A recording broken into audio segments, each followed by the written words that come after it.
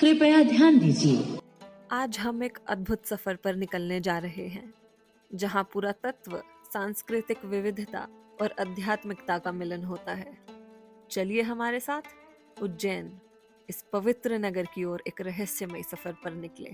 तो हमारी journey start होती है नई दिल्ली रेलवे स्टेशन से।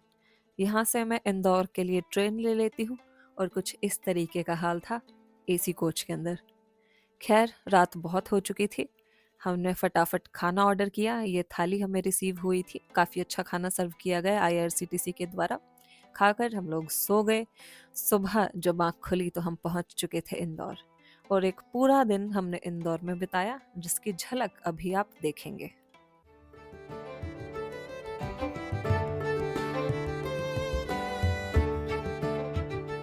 अगले दिन मित्तल का पोहा लेके हम बैठ गए उज्जैन की बस में। इंदौर टू उज्जैन ये एसी बस चलती है मात्र 100 रुपये में, और इस बस ने हमें उतारा उज्जैन बस स्टैंड पर। काफ़ी साफ सुथरा। यहाँ से हम ऑटो करके अपने होम स्टे की तरफ चल दिए। होम स्टे पर फ्रेश होके तैयार होके हम निकल गए उज्जैन दर्शन के लिए। यहाँ से हमने ये ई रिक्शा किया जो 500 रुपये में हमें पूरा उज्जैन दर्शन कराने वाला था। सबसे पहले हम जाते हैं माँ गढ़कालिका मंदिर। यह 51 शक्तिपीठों में से एक है।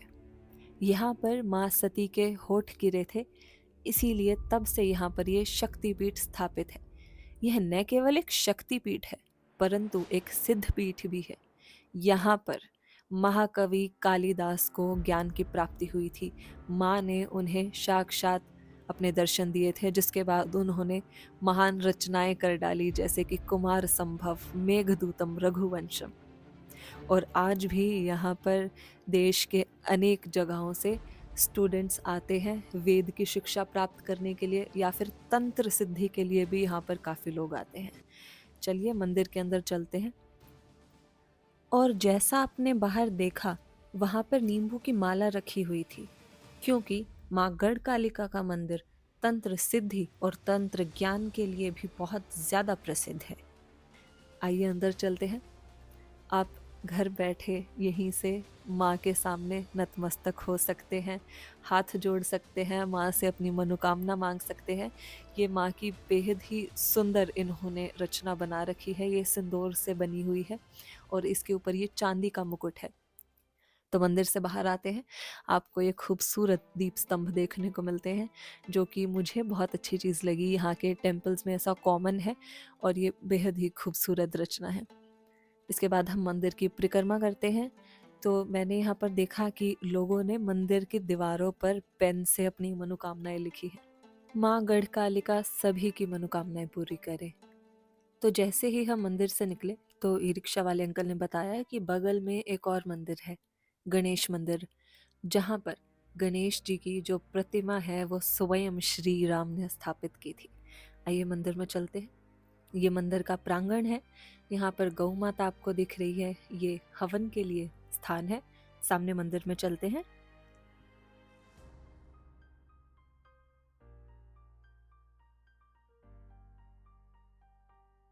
अपने समक्ष जो आप गणेश जी की मूर्ति देख रहे हैं, ये स्वयं श्री राम ने स्थापित की थी।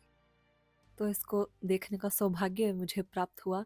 हालांकि ये इंटरनेट पे कहीं भी लिस्ट में इस मंदिर का नाम नहीं आता है, बट यही फ़ायदा होता है जब आप किसी लोकल के साथ ट्रैवल कर रहे हैं, तो वो आपको ऐसी चीज़ें बताते हैं जो केवल उनको पता है। एज अ टूरिस्ट हमें नहीं पता होता। तो जो लोग भी उज्जैन घूमने आए हैं, अगर अपने खुद के व्हीकल से आए हैं, तो उनको भी मैं ये सजेस्ट करूँगी कि आप किसी लोकल के साथ शहर का टूर करें, तो आपको ज़्यादा नॉलेज मिलेगी। गणेश जी के दर्शन करके हम प्रस्थान करते हैं काल भैरव के लिए। श्री काल भैरव बाबा की जय। हम पहुंच चुके हैं श्री काल भैरव मंदिर। मंदिर के बाहर से आप भैरव बाबा के लिए ये समस्त टोकरी ले सकते हैं, और रास्ते में अंदर ही आपको एक लीकर शॉप भी मिल जाएगी, जहां से आप भैरव बाबा के मदिरा पान के लिए मदिरा भी ले सकते हैं। श्री काल भैरव भगवान शिव के एक रौद्र और भयंकर रूप का प्रतीक है। काल शब्द का हिंदी में अर्थ समय या मृत्यु है, और भैरव शिव के उस प्रतीक रूप को दर्शाते हैं जो भयंकर हैं। काल भैरव की पूजा सुरक्षा रुकावटों को हटाने और समय के नियंत्रण के लिए महत्वपूर्ण मानी जाती है। काल भैरव की उत्पत्ति सामान्यतः पुराणों की एक कथा से जुड़ी है। एक कहानी के अनुसार भगवान ब्रह्मा अपने घमंड में पांचवा सिर बना लेते हैं, जिससे भगवान शिव के साथ विरोध हो जाता है। भगवान शिव क्रोध में अपना तीसरा नेत्र खोल देते हैं और उनके नेत्र से उत्पत्ति होती है 5 वर्ष के बटुक भैरव की। बटुक भैरव ब्रह्मा जी को रोकने जाते हैं, परंतु ब्रह्मा जी बाल स्वरूप समझकर उनका उपहास कर देते हैं, तिरस्कार कर देते हैं। अनजाने में बटुक भैरव मदिरा का पान कर लेते हैं, जिससे उनका काल भैरव का रूप उत्पन्न होता है।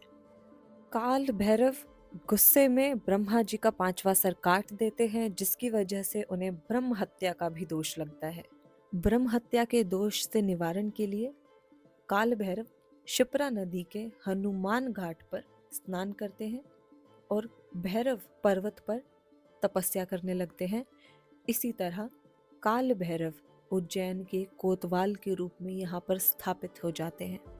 एक और चौंकाने वाली बात जो लोगों को बहुत अचंभित करती है कि यहाँ पर काल भैरव बाबा को मदिरा पान कराया जाता है, जिसका आप रीज़न स्टोरी से समझ गए होंगे, लेकिन फिर भी ये आज तक बहुत ज़्यादा रहस्यमयी बात बनी हुई है कि मदिरा पान के बाद वो मदिरा आखिर जाती कहाँ है। इसके लिए भारत सरकार के द्वारा भी शोध कराया गया, फेमस आर्कियोलॉजिस्ट भी यहाँ पर आए, लेकिन अंततः कोई भी यह ज्ञात नहीं कर पाया कि वो मदिरा एक्चुअल में जाती कहाँ पे है। तो ये चमत्कार से कम कुछ भी नहीं है। श्री काल भैरव बाबा की जय। श्री काल भैरव दर्शन के बाद अब बारी थी मंगलनाथ दर्शन की, तो हम पहुंच जाते हैं मंगलनाथ मंदिर। आपने देवी देवताओं के लिए, भगवान के लिए बहुत सारे मंदिर देखे होंगे, लेकिन दुर्लभ ही कोई स्वयं ऐसे मंदिर देखने को मिलते हैं जहाँ पर स्वयं ग्रहों की पूजा होती है। ऐसा ही एक स्थान है मंगलनाथ मंदिर। इस जगह को मंगल ग्रह का जन्म स्थान माना जाता है, इसीलिए इस मंदिर की भारतीय ज्योतिष शास्त्र में बहुत ज़्यादा महत्वपूर्ण स्थान है। अभी संध्या का समय है, इसीलिए आपको मंदिर थोड़ा खाली नज़र आ रहा होगा, लेकिन अगर आप सुबह के टाइम यहाँ पर आते हैं, स्पेशली 3 बजे तक यहाँ पर मंगल दोष की पूजा चलती है। खाली मंगल दोष नहीं, यहाँ पर अन्य दोषों के लिए भी पूजा होती है, जैसे कि काल सर्प दोष हो गया, पितृ दोष हो गया, विष दोष हो गया, या फिर आप नवग्रह पूजा कराना चाहते हैं तो यह स्थान बहुत ज़्यादा बेहतरीन है। और अगर आपकी कुंडली में भी मंगल दोष है, यानी कि मंगल पहले, चौथे, 7वें, 8वें और द्वादश भाव में स्थित है, तो आप मांगलिक हो जाते हैं। अगर आप मांगलिक हैं तो यहाँ पर आप मंगल दोष की पूजा के लिए आ सकते हैं।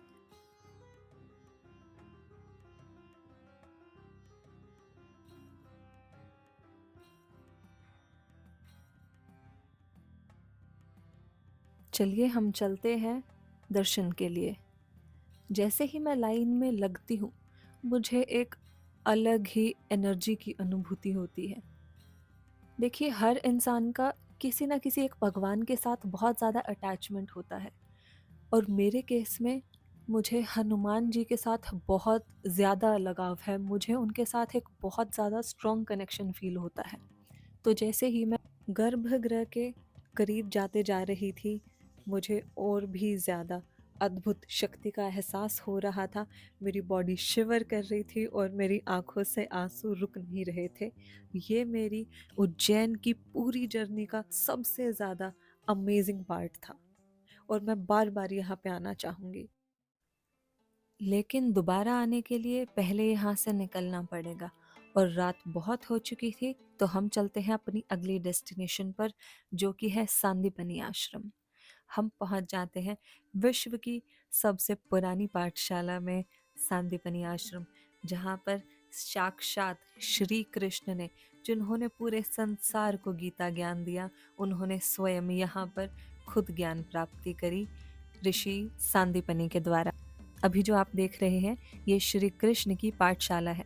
यहाँ पर महर्षि सांदीपनी बैठकर बच्चों को पढ़ाया करते थे, और सामने श्री कृष्ण, बलराम और सुदामा बैठकर पढ़ा करते थे। और इस मंदिर के सामने ही कुंडेश्वर महादेव का मंदिर भी है। यह एकमात्र मंदिर है जहाँ पर आपको नंदी जी खड़े हुए मिलेंगे, क्योंकि यहाँ पर हरिहर का मिलन हुआ था। मंदिर के बाद अब हम चलते हैं, ये जो आप देख रहे हैं ये है गोमती कुंड। श्री कृष्ण ने अपने गुरु सांदीपनि के नहाने के लिए गोमती का पानी यहाँ पर प्रकट किया था, इसीलिए इसको गोमती कुंड कहा जाता है। और वो अपनी स्लेट भी यहीं पर धोया करते थे। अब यहाँ पर एक बहुत ही ज़्यादा खूबसूरत गैलरी बनाई गई है, जहाँ पर श्री कृष्ण द्वारा अर्जित की गई 64 कलाओं का बहुत ही खूबसूरत तरीके से वर्णन किया गया है। कुछ कलाएं तो श्री कृष्ण ने ऐसी सीखी थी जिन्हें सुन आप अचंभित हो उठेंगे। उन्हें ये भी पता था कि बाल कैसे संवारने हैं, मेकअप कैसे करना है, खाना कैसे बनाना है, सुई में धागा कैसे पिरोना है, शिकार कैसे करना है, गीत कैसे बनता है, संगीत कैसे बनता है और उस पर नृत्य कैसे किया जाता है। ये सभी कलाएं श्री कृष्ण को अपने आप में पूर्ण बनाती हैं। अगर आप भी उज्जैन आए हैं तो सांदीपनि आश्रम में ज़रूर विजिट करें। सांदीपनि आश्रम के बगल में ही सांदीपनि रेस्टोरेंट भी है, जहाँ का खाना बहुत ही ज़्यादा स्वादिष्ट और सात्विक था। तो अगर आप यहाँ पर आते हैं तो सांदीपनि रेस्टोरेंट में भी ज़रूर विजिट करें। खाना खा के सारी एनर्जी रीगेन करके हम चल पड़ते हैं उस जगह जिसका सभी को बेसब्री से इंतज़ार है। हम चलते हैं श्री महाकाल के चरणों में। तो जैसे ही आप महाकाल कॉरिडोर में एंट्री लेते हैं, लेफ्ट साइड में आपको त्रिवेणी म्यूजियम देखने को मिलेगा। तो हम चल पड़ते हैं त्रिवेणी म्यूजियम के अंदर। यहाँ पर आपको बहुत सारी पुरानी मूर्तियाँ देखने को मिलेंगी जो एक्सकवेशन के दौरान धरती से निकली है, और स्पेशली इस अवंतिका वाले रीजन में ही। यहाँ पर हमें विष्णु जी देखने को मिले शेषनाग पर। बहुत सारे यहाँ पर शिवलिंग थे, माता की बहुत सारी मूर्तियाँ थी, माँ के बहुत सारे रूप देखने को मिले। और अलग से एक सेक्शन यंत्र के लिए भी बना रखा था। तो अगर आप महाकाल दर्शन के लिए आए हैं, महाकाल कॉरिडोर में एंटर करते ही आपको त्रिवेणी म्यूजियम भी मिलेगा। यहाँ पर भी आप डेफिनेटली विजिट करें, आपको कल्चर और हेरिटेज के बारे में बहुत कुछ पता चलेगा। अब बारी है महाकाल कॉरिडोर की। अति सुंदर, अद्भुत, विशालकाय कॉरिडोर। ये कॉरिडोर 865 करोड़ रुपए की लागत से तैयार हुआ है और ये कुल 47 हेक्टेयर के क्षेत्रफल में फैला हुआ है।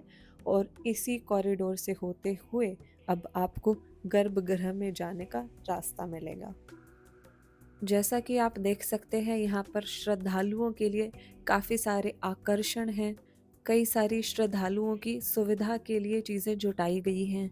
रुद्र सागर को पूरा साफ करके शिप्रा नदी के जल से जोड़ा गया है। इसमें 108 शिव स्तंभों का निर्माण किया गया है, जिनमें शिव की अलग अलग मुद्राएं बनाई गई हैं।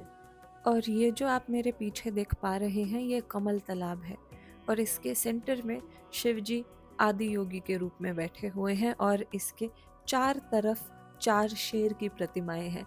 ये दर्शाता है कि आपके पास जीवन में कितनी भी शक्तियां हो सकती है, जैसे शिव जी के पास है, लेकिन फिर भी वो एक आदि योगी के रूप में स्थापित है। वो हमेशा तपस्या में लीन रहते हैं, सादा जीवन जीते हैं। तो ये चीज़ हमें यहाँ पे सिखाने के लिए बनाई गई है, ये मात्र एक आकर्षण के लिए नहीं है।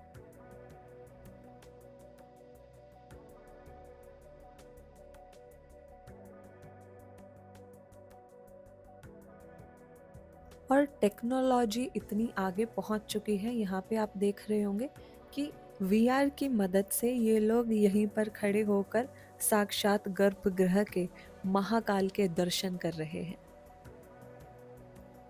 क्योंकि इस समय जब मैं उज्जैन गई, महाकाल गई, उस समय गर्भगृह के अंदर जाने की अनुमति नहीं थी, तो ये लोग यहीं पर खड़े होकर गर्भगृह के महाकाल के दर्शन कर रहे हैं। अब ज़्यादा आपका समय ना लेते हुए मैं यहाँ पर अपनी आवाज़ को विराम देती हूँ और आप महाकाल कॉरिडोर के नज़ारे लीजिए। अगली वीडियो में महाकाल की शयन आरती के दर्शन मैं आपको पक्का कराऊंगी।